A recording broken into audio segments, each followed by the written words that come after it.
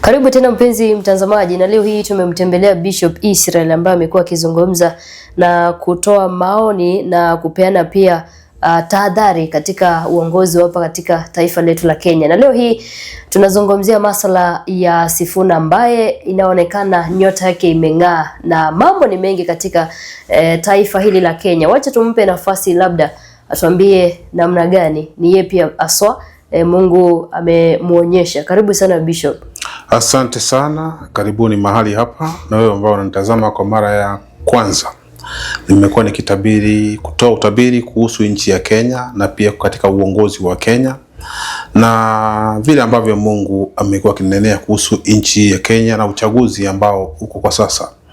Na saizi kuna mambo ambayo yamekuwa yakitokea sana katika nchi ya Kenya, na labda nataka niwaambie ni nini kinachoendelea, kwa sababu neno la Mungu nasema kwamba Mungu hataruhusu mambo yafanyike kabla haja ambia wana manabii wake waweze kutahadharisha watu na kuambia vile ambavyo Mungu anasema. Napoangalia sasa, hii ni kipindi ambacho wanasiasa wameingia katika hali ya kujiandaa kupiga kampeni zao kwa sababu ya uchaguzi ujao. Na tumeona kwa sasa kuna mtu mmoja ambayo leo nataka kuzungumzia na ni vizuri kwamba uweze kutiga sikio lako kuhusu mtu anayezungumzia sasa, na si mtu mwingine ila ni mtu anaitwa Sifuna. Sifuna, jambo la kwanza, Sifuna ambaye ni mtu ambaye hakuwa na jina, hakuwa na usemi wowote. Yeye alikuwa tu Secretary General wa mtu anaitwa Raila Odinga katika chama cha ODM. Na kuna wakati ambapo nilitabiri nikasema kwamba Sifuna atakuja kuinuka sana na atapata kuwa uungwaji mkono na kabila zote katika nchi ya Kenya, na ni mtu atakuja kupata kibali katika makabila yote katika nchi ya Kenya. Na nikawaambia kwamba nyota ya uongozi Mungu ameiweka ndani yake. Mungu ameweka nyota ya uongozi ndani yake, na nikawaambia katika kiti cha president Sifuna atakuja kuketi katika kile kiti cha urais katika nchi ya Kenya. Na watu wanauliza ni wakati gani, lakini mimi nitawaambia wakati gani, lakini mark my words kwamba Sifuna atakuja kuwa president katika nchi hii ya Kenya. Muda wenyewe nitawaambia hivi karibuni, lakini nataka tu niwaambie kinachoendelea. Na mimi huwa nasema wakati kile ambacho Mungu ameniambia niseme, hicho ndicho huwa nasema. Napoangalia kwamba kuinuka kwa Sifuna kumewatisha watu wengi sana, na kumewatia tumbo joto vibabe wengi sana wa uongozi, kuanzia hata kwa mtawala wetu wa nchi. Pia ameweza kuingiwa na wasiwasi sana kuinuka kwa Sifuna. Mbona Sifuna inuke tu mara moja hivi na kuwa popote anapoenda anashangiliwa, popote anapoenda anapata kibali? Na nikawaambia kwamba mtu kibali cha Mungu kikiwa juu yako utakubalika popote uendapo. Na mimi nawaambia saizi hakuna mahali Sifuna ataenda akose uungwaji mkono na akose kupendwa, kwa sababu wakati huu neema ya Mungu iko juu yake, neema ya utawala imeanza kuangaza juu yake. Na kuna watu wengine ambapo labda wamekuwa wakiongea na kusema mambo yao, Sifuna hana pesa, Sifuna huyu ni mtu ambaye ni gamu, ni mtu ambaye ni mgumu. Kuna kitu nataka niwaambie hivi: mtu anapoteuliwa na Mungu hahitaji kuwa na pesa. Mtu anapochaguliwa na Mungu, kile anahitaji ni kibali peke yake. Tunapoangalia kama mtu anaitwa Daudi alipo wekwa mafuta na Mungu, Daudi hakuwa na chochote. Daudi hata mavazi ambayo alikuwa amevalia alikuwa mavazi ya ngozi.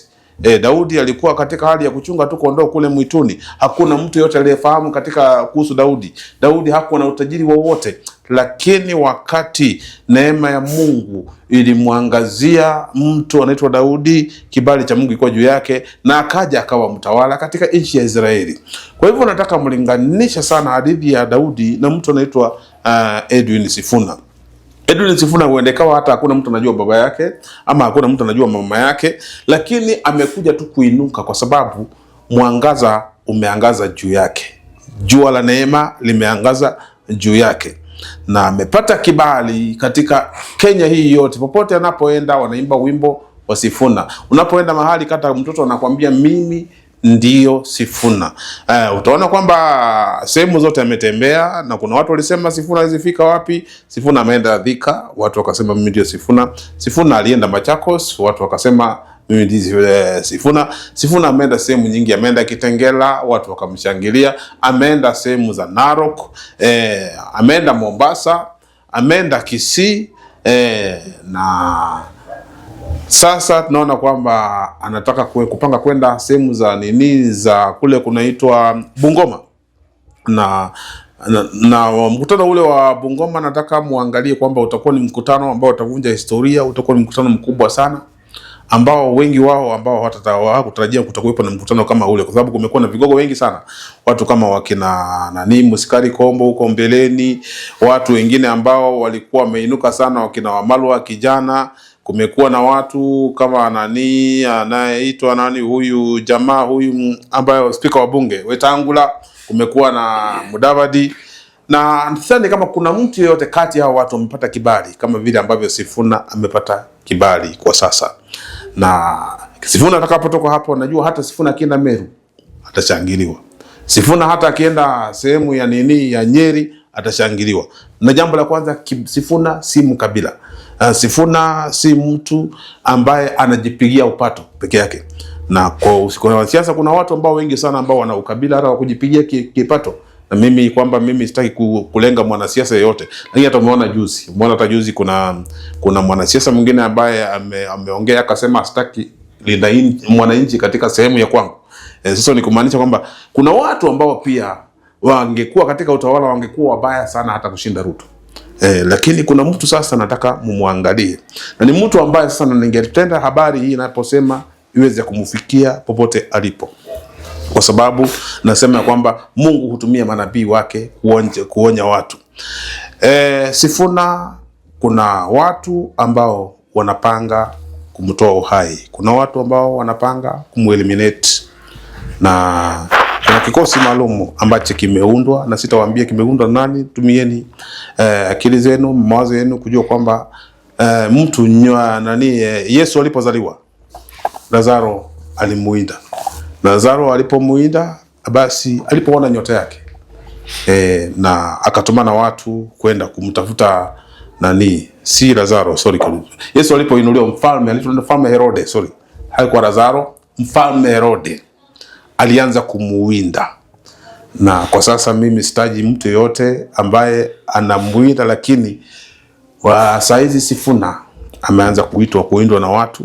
Kuna kikosi maalum ambacho kimeteuliwa kwamba tu kuweza hata kumpiga, hata kama ni kupiga yeye risasi, kwa sababu amekuwa tisho sana kwa vigogo wa siasa katika nchi ya Kenya, na ni mtu ambaye ameleta wasiwasi mkubwa sana.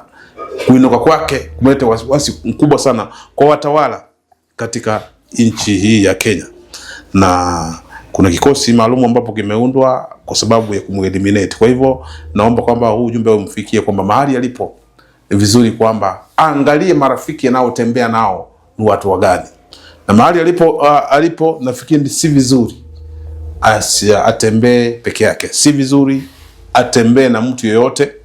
Ni vizuri kwamba pia ulinzi wake uweze kuimarishwa, kwa sababu wanaomuinda saizi ni watu wengi sana. Na nilipokuwa katika maombi, kuna watu ambao niliweza kuwaona, mimi siwataji majina, lakini labda nitasema ni wametoka katika mrengo upi, kwa sababu nimeona kuna watu ambao wametoka Western Province. Kuna wanasiasa watatu ambao pia wanataka ambao wako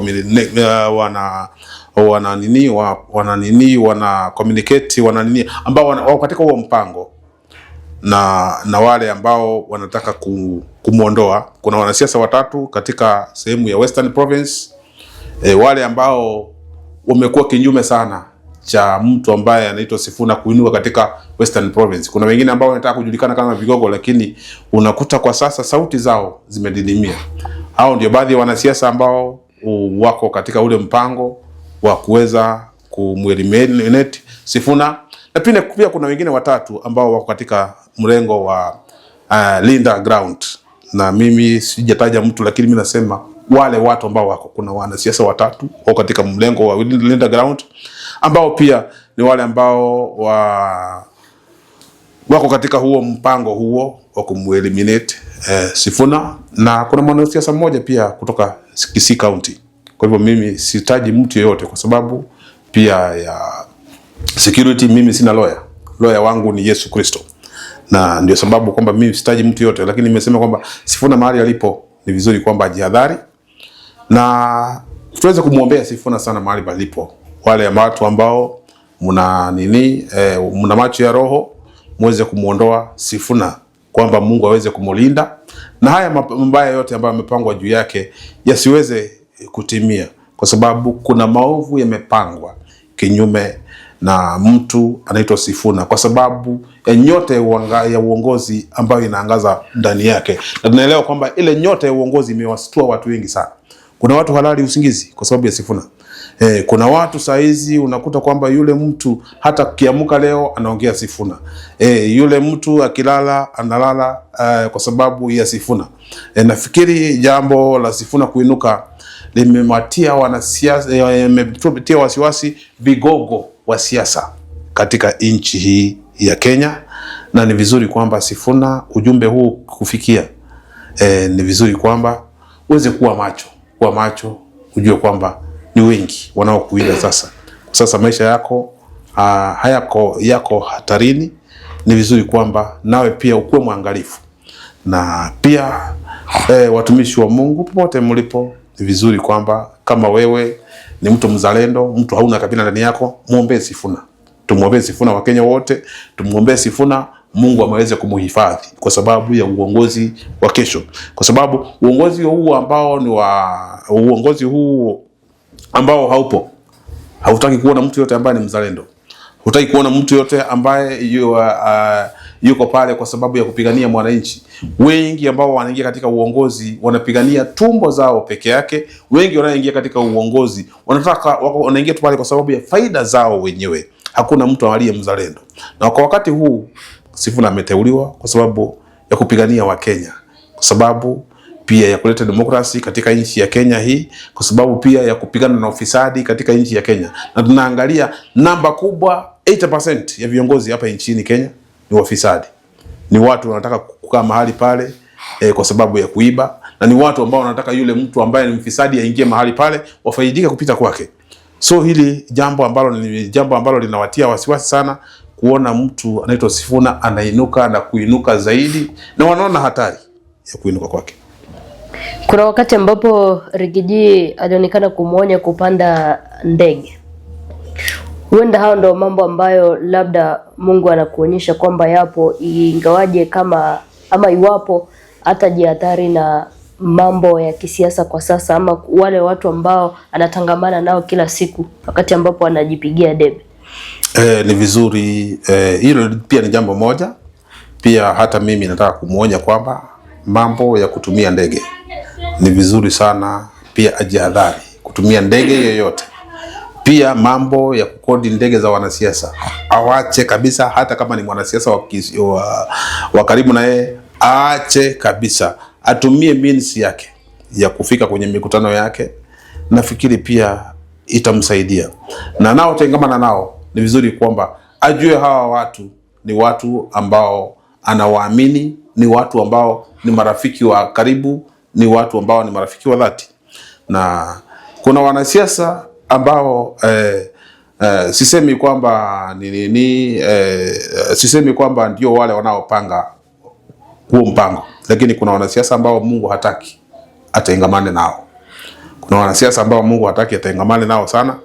Kama kuna yule naitwa Caleb Hamisi, sisemi kwamba ni msaliti yoyote, lakini sisemi kwamba sijamtaja kwa jambo lolote, lakini kuna wanasiasa kama hao ambao kabisa Mungu hataki aweze kutembea pamoja na hao.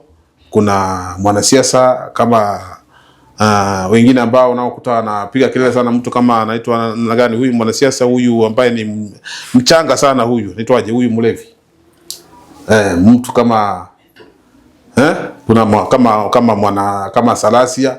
Nafikiri hao ni watu ambao wamejawa na wivu mwingi sana kuhusu Sifuna, na ni watu ambao wanatumika na opposition kugawanya chama cha nini, kumpiga Sifuna vita. So Sifuna, mahali ulipo ni vizuri sana, angalia marafiki wako wa karibu. Kuna wanasiasa hata wako karibu na wewe pale kutoka Western, wengine ambao wanajifanya kwamba hawana ubaya na wewe, lakini ni watu ambao wanawinda sana kuanguka kwako. Kwa hivyo ni vizuri sana Sifuna, mahali ulipo, chagua marafiki wa karibu na wewe ambao unajua kwamba ni wazalendo na watakutakia mazuri. Lakini kuna wengine wanajifanya kuwa pamoja na wewe, lakini wanakupangia mabaya.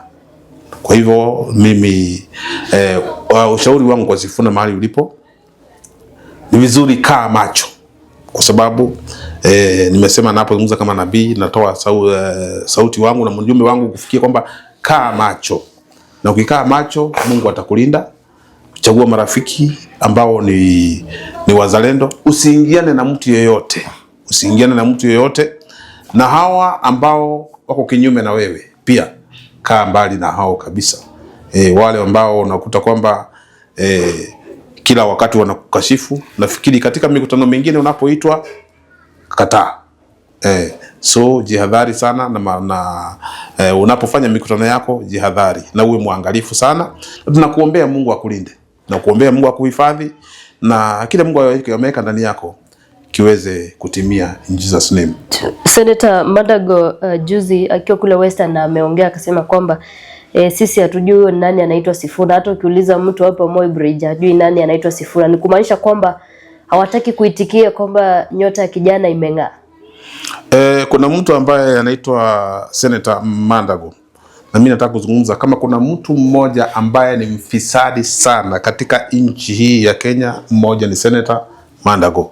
Senator Mandago amedanganya vijana wa area yake na akachukua mabilioni ya pesa kutoka kwa wakiwadanganya kwamba kuna kazi Finland na kuna kazi Australia, na vijana walipeleka mamilioni ya pesa kwa Mandago, na Mandago akafyonza zile pesa zote. Kwa hivyo kama kuna mtu ambaye ni mfisadi zaidi katika nchi ya Kenya, mmoja wao ni Mandago, na mafisadi wote hawataki kusikia mahali jina Sifuna. Wafisadi wote katika nchi hii hawataki kusikia jina linaitwa Sifuna likitajwa. Wafisadi wanataka mtu ambaye ni mfisadi kama hao basi waruhusu kukula, kwa sababu jambo la kwanza, mwizi hutembea na mwizi, na hivyo sidhani kama anaweza kumpenda Sifuna hata kidogo, kwa sababu najua hata nchi ya Kenya ukikuuliza Mandago ni nani, sidhani kama kuna mtu anajua Mandago. Mandago alijuliwa wakati wake wa kujulikana uliisha. Sasa tukiuliza mtoto, hakuna mtoto ajui Sifuna. Hata wenye wamezaliwa kuna miaka 2 wanajua sisi ndio Sifuna. Kwa hivyo na mimi nasema kwamba mimi si kwamba namtetea Sifuna, lakini mimi nafikisha ujumbe ambao Mungu amenipa. Jina la Sifuna limeinuka sana, na ndio sababu unakuta mtu kama Mandago na wengineo wanampiga vita sana, na wanampiga vita kwa sababu ni mmoja wale Mandago ni mmoja wale ambao wafisadi wakubwa katika nchi ya Kenya.